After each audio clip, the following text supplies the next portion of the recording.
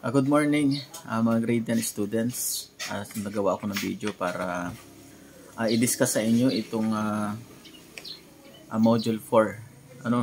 At ito yung mga naiwan natin nung last time.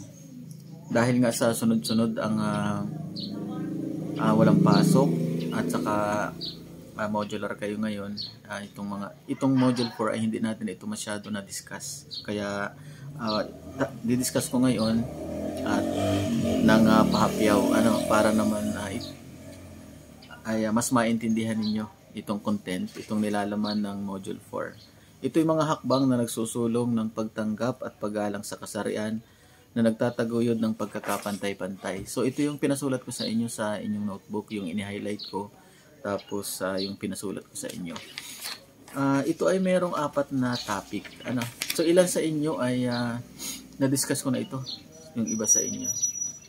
May 4 itong paksa. Una, mga paraan ng pagsusulong ng pagtanggap at paggalang sa kasarian. So ikalawang paksa, ang RH Law bilang hakbang sa pagpapahalaga sa kababaihan. Ikatlong paksa, ang same-sex marriage bilang hakbang sa pagkakapantay-pantay. At ika-4 na paksa, ang civil partnership at SOGI. So itong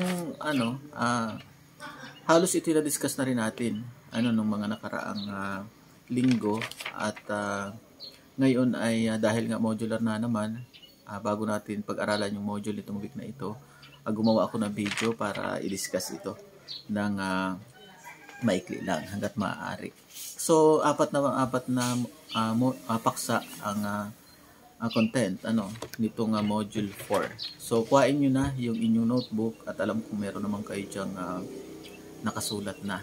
So meron kayo nakasulat yung mga naka-highlight. So kuhain nyo na ang notebook ninyo para sabay-sabay natin itong pag-aralan. Umpisahan natin ito sa unang paksa, mga paraan ng pagsusulong ng pagtanggap at paggalang sa kasarian. Itong unang paksa na ito ay na-discuss na halos natin itong mga nakaraang module. Ito yung mga batas na tumutugon upang pangalagaan ang kapakanan ng mga bata, mga kababaihan at mga miyembro ng LGBT. At alam nyo naman na talaga, na-discuss na natin na ang laging biktima ng mga pang-aabuso ay ang mga babae at mga bata. Bakit? Dahil nga sa sila ay mahina. Ang society natin ay tinitingnan sila bilang mahihina. Yung mga babae, yung mga bata, kaya sila ay laging biktima ng mga pang-aabuso sa society. Hindi lamang sa Pilipinas, ganoon din naman sa ibang bansa. Ito yung mga batas na nagpoprotekta sa mga babae, mga bata at sa mga LGBT laban sa diskriminasyon at karahasan. So alam nyo na rin ang diskriminasyon, hindi pantay na pagtrato sa ating kapwa. Pag may diskriminasyon, hindi pantay ang pagtrato sa kapwa. So maaring may pinapaboran na kasarian, lalaki, babae, pag minsan yung LGBT ay biktima rin ito. At saka yung mga bata. Okay, so maraming batas na tayong pinag-aralan na nagaprotekta sa mga laban sa diskriminasyon at karahasan sa kababaihan at mga bata. Gaya na halimbawa ng RA 7877 or Anti-Sexual Harassment Act of 1995, RA 8353 Anti-Rape Law of 1997. So ilan lamang yan sa mga batas na pinag-aralan natin na nagpuprotekta sa mga kababaihan, maging sa mga LGBT at mga kabataan laban sa karahasan at diskriminasyon. So ulitin natin yung diskriminasyon, hindi dapat tayo nag-discriminate ng kapwa. Alam niyo naman ang mga epekto niyan. Ito ay nakakapagpababa ng tiwala sa sarili. Nagkakaroon ng galit, naging negative yung pagtingin sa buhay ng mga taong na-discriminate. Maaring humantong ito sa depression hanggang sa pagsusuicide. So yan yun, content dun sa unang paksa. At dito may kasama rin dito yung RA number 10354 o Responsible Parenthood and Reproductive Health Act of 2012. So dito naman sa content itong module 4, ito halos na may na-discuss na natin. So inuulit lang natin at mas palalalimin pa rin natin ng kaunti. Kabilang dito yung SOGI Equality Bill. yung panukalang batas ng LGBT community na yung Sexual Orientation and Gender Identity Expression Equality Bill. So alam nyo naman na yan, panukalang batas pa lang yan, na nahihirapan silang ilusot yan para maging batas. Okay, so yun yung unang paksa. Dumako na tayo sa ikalawang paksa. Tingnan ninyo ang notebook ninyo. Ang ikalawang paksa naman ay ang RH Law bilang hakbang sa pagpapahalaga sa mga kababaihan. So tinatawag din itong Responsible Parenthood and Reproductive Health o Reproductive Health Law o RH Law. So yun yung mga tawag dyan.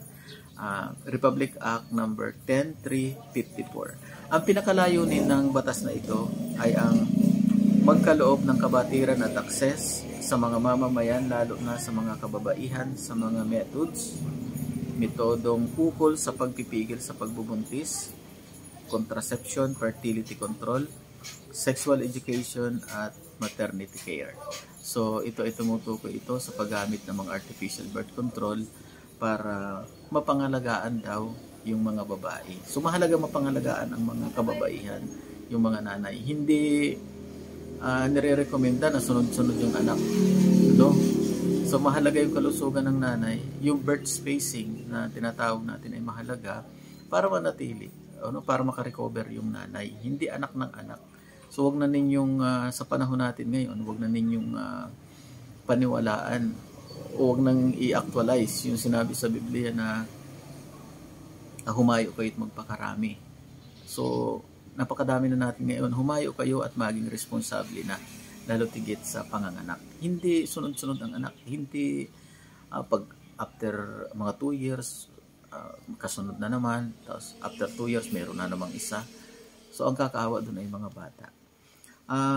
Itong RH law na ito ay gumagamit ng control. So, pinapayagan magamit ng control yung mga birth control pills, intrauterine device, yung IUD. Itong IUD ay hindi maganda. Ito ay abortifacient in nature. Ibig sabihin nakakalaglag, nakakaagas ito. So ginagawa siya ng doktor para ilaglag yung baby doon sa sinapupunan. Okay, so itong RH law rin, ito ay naging batas noong 2012 at ito ay sa panahon pa ni dating President Benigno Aquino III, ni Pinoy, ni Noy. So, tingnan natin yung mga argumento naman ng mga pabor, mga nagsusulong sa RH law. So, tingnan ninyo ang notebook ninyo, may nakasulat dyan na isang pagsusuri sa reproductive law. Ang sumusunod ay ilan sa masasabing bentaha sa pagkakaroon ng RH law. Tingnan natin mga pabor, anong kanilang mga argumento.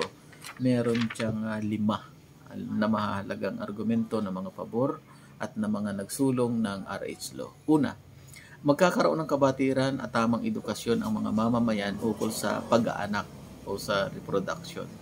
So, magkakaroon ng kabatiran, maipapaalam sa publiko yung tamang panganganak. Tama, yung pangangalaga sa nanay, yung birth spacing, so malalaman niya ng public. Mahalaga yung agwat ng mga anak. Para hindi mahirapan yung magulang.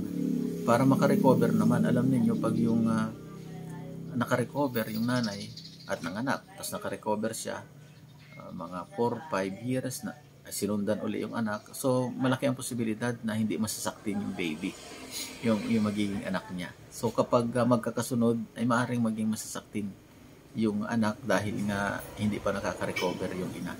Kapag masasaktin ang anak, ang magiging problema yan ng pamilya. Kasi gagastusan pa nila yon, pupunduhan nila yon, yung kalusugan ng bata na yon. So, pag laging nasa ospital, adi pera yon.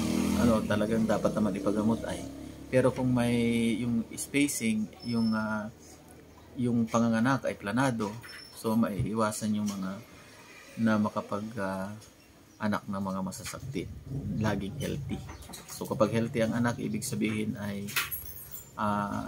hindi masyado magagastusan yung mga magulang, at saka may ilaan pa yung budget para sa pagkain.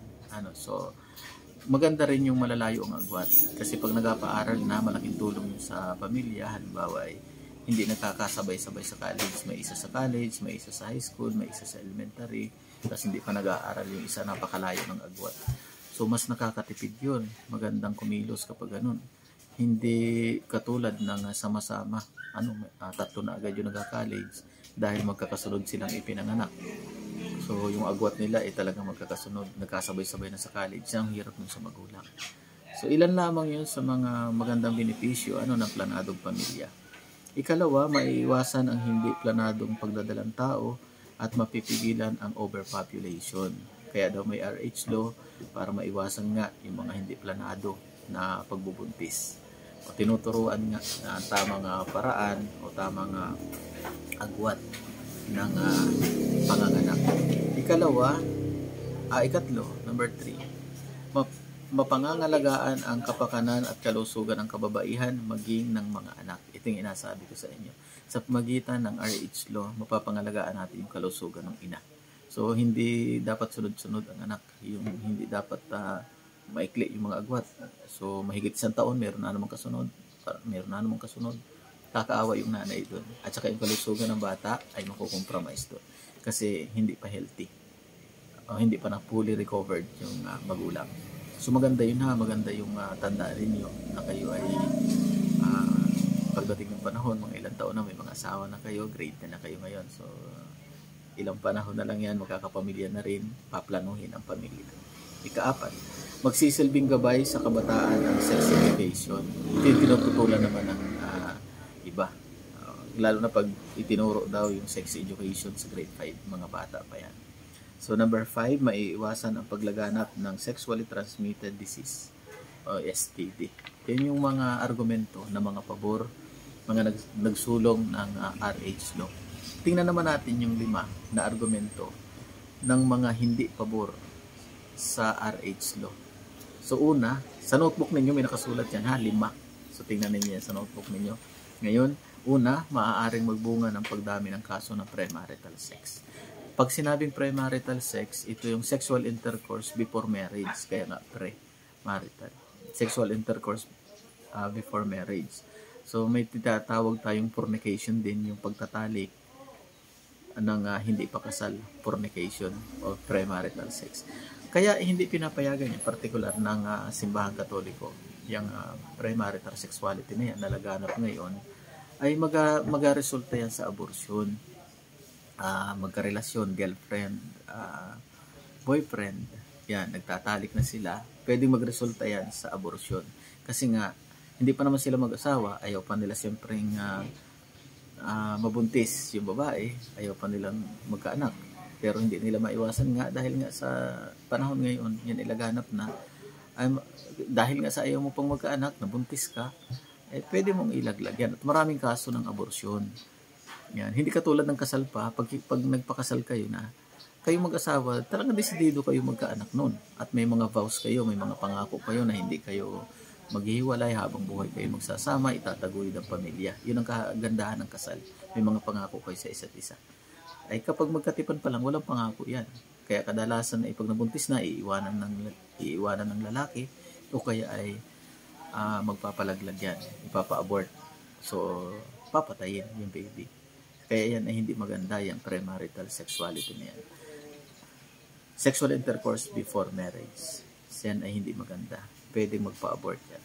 Ikalawa, may masamang epekto sa kalusugan ang contraceptive. Kaya contraceptive, contraconception. Yung mga ginagamit, mga artificial birth control, ginagamit yan para mapigilan yung pagbubuntis. Meron yung masamang epekto, particular yung IUD, yung intrauterine device, na talaga nakakapagpalaglag ng bata yan.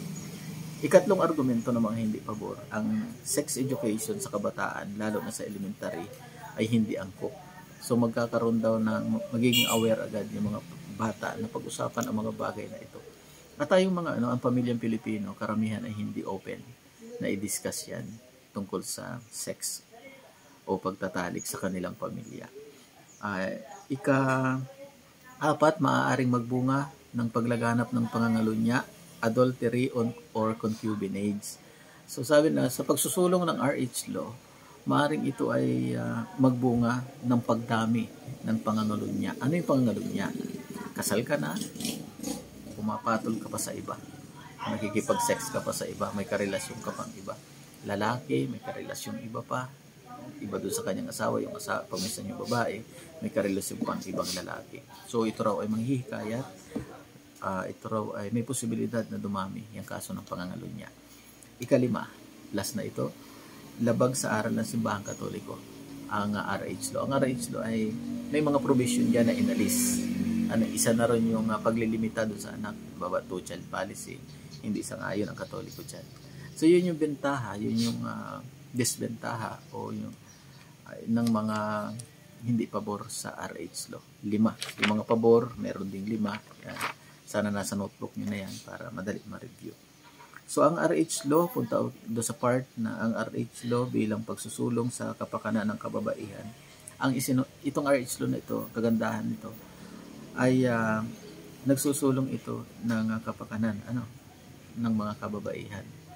So yung babae, hindi dapat siyang sunod-sunod. Dapat ay makarecover muna bago ulit siya makapanganak. Una, isinaasalang-alang ng RH Law ang kompletong physical, mental, at panlipunang kagalingan ng mga ina na may kinalaman sa reproductive system. So, mas matuturuan yung mga magulang, yung mga nanay, yung mga mag-asawa na talaga namang pahalagahan din yung panganganak ng ina. Ulitin ko, hindi dapat anak ng anak. Dapat makarecover muna, fully recovered yung ina bago sundan para healthy. Malaking epekto kapag masasaktin yung anak. Malaking epekto yun sa pamilya. Okay, so ikalawa, ang reproductive health law ay nakasentro sa responsible parenthood o ang pagiging responsabling mga magulang. Kaya nga, yan ay napapag-usapan din ng mag-asawa yan. Dapat yung mag-asawa ay open dyan na ilan ang ating anak dapat o gaano katagal natin bago yan sundan. At yung mga lalaki dapat ay malakas ang kontrol. Dapat may kaalaman yung mga lalaki kasi sila yung nag-move talaga Sabi ng ibang babae talaga, karamihan sa babae ang nagsasabi na ang mga lalaki talaga ang agresibo. May mga biro nga yan yung may mga asawa na sabi naku, salamat na lamang at ako ay may menstruation. Alam mo na ang ibig sabihin nun. Yung mga lalaki, kayong mga estudyante kong lalaki, kayo ay dapat ay malakas yung control ninyo tungkol sa pagtatali. So hindi porket wag kayo maniwala pati doon sa sinasabi nung ilan na naririnig ko na nanganak na yung asawa mo, paglinaw ng ihi niyan pwede na naman yung sundan. Wag kayong maniniwala doon. So dapat ay malaki ang agwat, malayo dapat ang agwat ng inyong mga anak para din sa kapakanan ng inyong pamilya. At yung dami ng anak ay base yan sa inyong kita. Kapag ang kita ninyo, ang hanap buhay ninyo ay maliit ang sweldo ninyo at kasya lamang sa 2 anak, ay huwag na kayo mag-3 o mag-4 o mag-5 pa kung kasya lamang yung sa 2.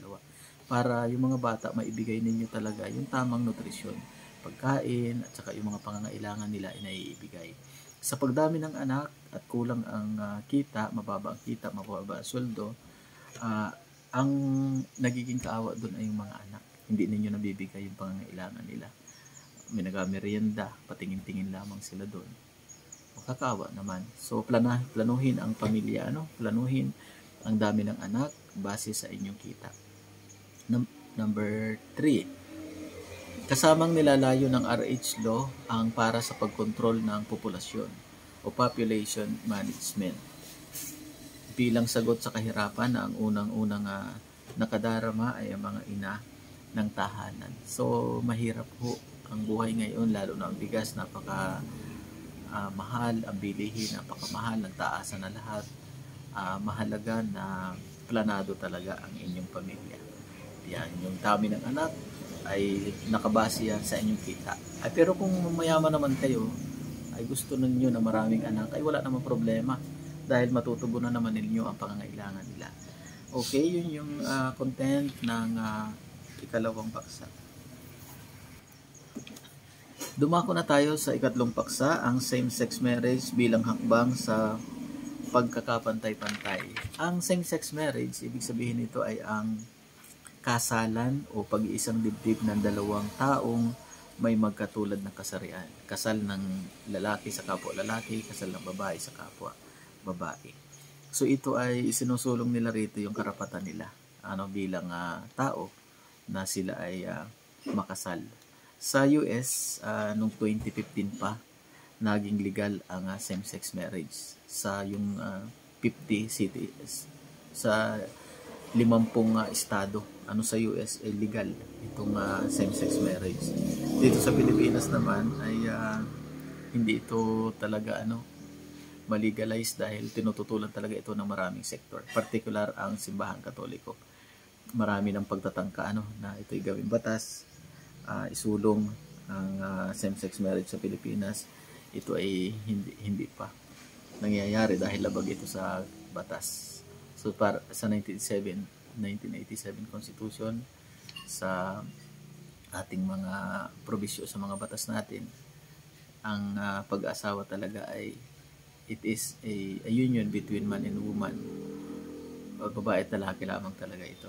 So ang mga bansa, maraming bansa sa buong daigdig ang nagsaligal na o pinayagan na ang same-sex marriage. Kabilang na dyan ang Netherlands, Belgium, Spain, South Africa, Canada, Norway, Argentina at marami pang iba na makikita ninyo yan sa inyo note. Sabi ko isulat ninyo yan.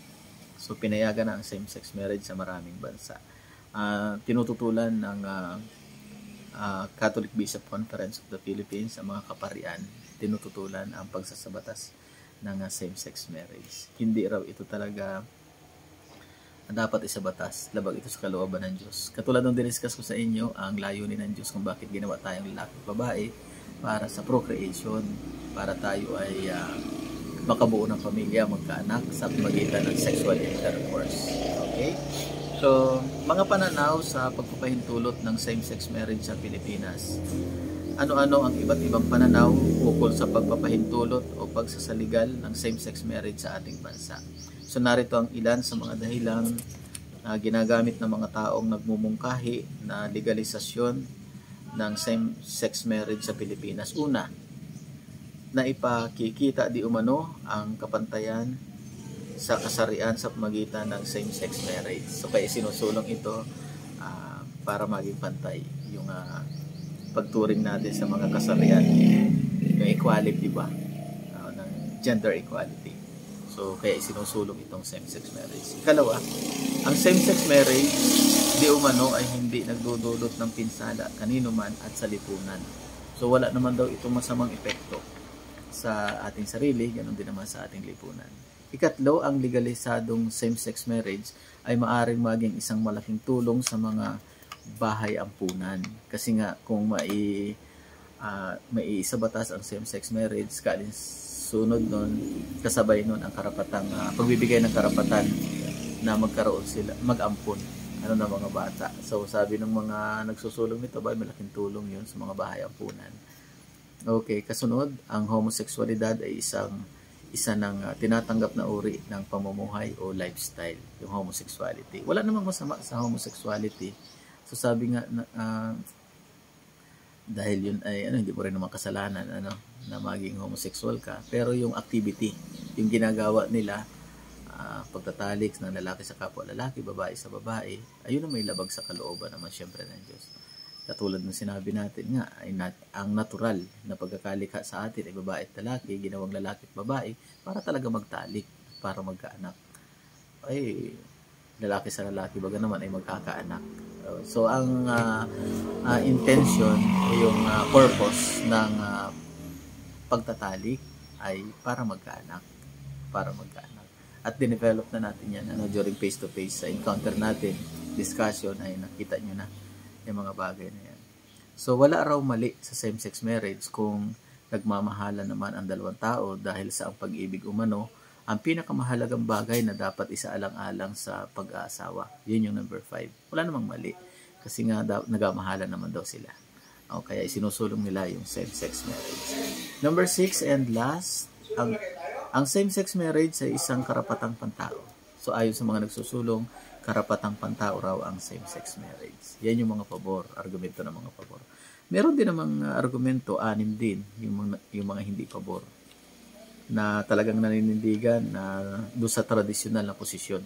Una, ang pagsasama ng magkaparehong kasarian ay maaaring magdulot ng trauma at kalituhan sa mga bata, lalo na tungkol sa papel ng kasarian o gender roles, reproduction at inaasahan ng lipunan o societal expectation. Yung mga bata daw kapag nag-ampo na sila, yung lalaki sa lalaki, yung couple, same-sex couple, kapag nag-ampon sila at nagkakaisip na yung bata, maring, bakit kaya pwede pala niyang mag-asawa yung mga anak, yung lalaki.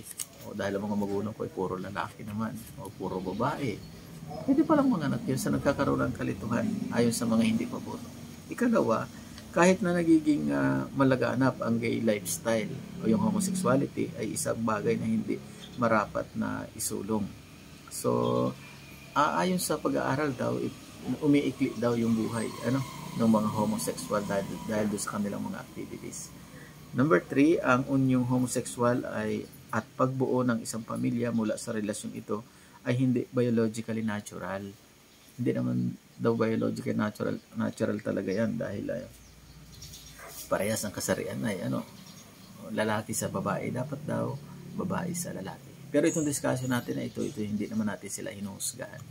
Number 4, ang panukalang pagsasaligal ng same-sex marriage ay magpapahina sa kabanalan, dangal at prestihiyo ng pag-aasawa bilang isang pangunahing institusyon. At pahihinain din ito yung Filipino family values natin. So, napakaliwanag naman yan. Ang sacred, banal ang kasal. Ang ibig sabihin yan, banal. So, may dangal yan. Kaya lalaki at babae ang dapat magpakasal daw laang. So, number 5, sa konteksto ng homosexualidad sa Pilipinas, marami pa rin tao ang hindi tanggap ang LGBTQ. So, bagamat ang Pilipinas talaga gay-friendly, na bansa yan, lalo tigit dito sa Asia, ay makikita natin na hindi lahat ng tao talaga tanggap ang LGBT community. At lagi kong inasabi sa inyo na ang napahalagahan, igalang ang mga miyembro ng LGBT. Huwag ninyo sila huhusgahan, huwag ninyo sila ibubuli, huwag ninyo sila i-discriminate. So kaya pinag-aaralan natin ito para igalang sila. Hindi sila para husgahan. So last, number 6, tingnan niyo sa notebook, sisirain ng same-sex marriage ang tradisyon na kahulugan ng kasal at pamilya. So, maliwanag yun. Kaya nagpapakasal, yun yung tradisyonal, ang lalaki at babae, pareha single, para sila magkaanak. Hindi magkakaanak ang same-sex couple. Mali, yung ampon nila, hindi naman nila anak yun, kung sakali na sila ay payagan na mag-ampon. So, yun ilang mahalagang dapat natin i-discuss dun sa ikatlong paksa. Yan. Last na ito. Dumako na tayo sa ika-4 na paksa. Okay? Ang Civil Partnership at SOGI Bill. So, ito halos na-discuss na rin natin ng mga nakaraan ng mga discussions. So, itong Civil Partnership, ayon sa mga ilang mga mambabatas, ay madali itong maisabatas. Dahil ayon ito kina Alvarez, kina Roman at 8 pang mga kongresista na nagsusulong dito.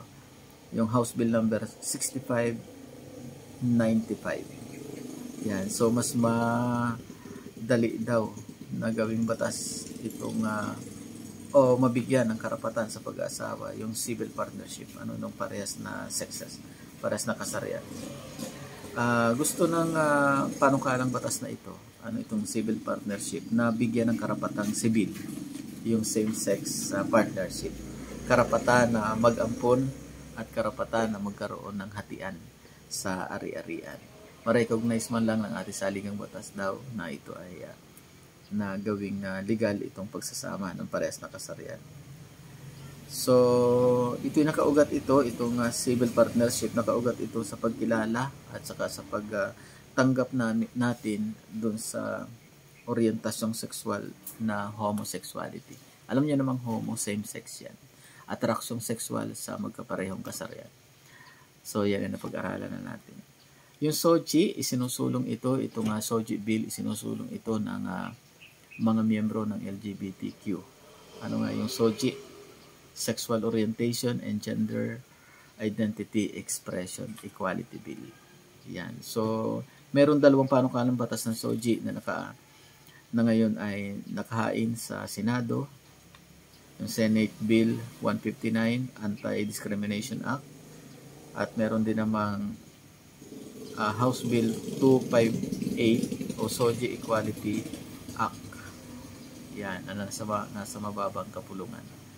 Okay, so mahihirapan sa tingin ko na maging batas yung SOGI at yung civil partnership. Ganon din naman yung same-sex marriage. Okay, yun yung content na mahalaga na ninyong malaman sa Module 4. So, tapos na tayo ng Module 4, mag-send naman ako sa inyo ng module para sa week na ito at saka activity. Ganon din naman next week, mag-send rin ako sa inyo ng module at saka mga answer sheets, mga activities para naman next week. So, bali dalawa pa. Ngayon, may activity naman tayo dito. Isesend ko rin sa inyo yung activity 9. Talahan na yan ang paglalagom. Mga hakbang o panukala, civil same-sex partnership, SOGI bill, at same-sex marriage. Tatlo ito. At sasabihin nyo lang yung mga layunin ng panukalang batas na ito.